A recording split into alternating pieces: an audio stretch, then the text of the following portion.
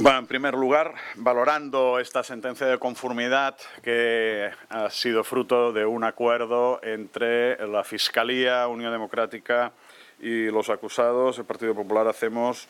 la siguiente valoración, ¿no? En primer lugar,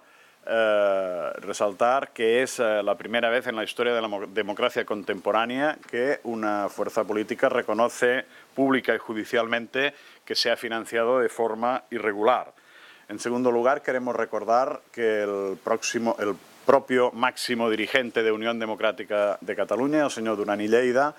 en el año 2000 se comprometió a dimitir si se demostraba que Unión Democrática se había financiado irregularmente, y la realidad es que ayer no solo quedó demostrado que efectivamente esto fue así, sino que Unión Democrática reconoce judicialmente que efectivamente se financió de forma irregular. Con lo cual esperamos que el señor Duran i Lleida sea consecuente y coherente con sus propias palabras, que dé explicaciones a la sociedad catalana sobre los motivos que llevaron a Unión Democrática a financiarse irregularmente, que pida perdón a la sociedad catalana y, en tercer lugar, que asuma sus propias responsabilidades y, por lo tanto, sea coherente con sus propias palabras y, por lo tanto, presente la dimisión de sus cargos y de sus responsabilidades.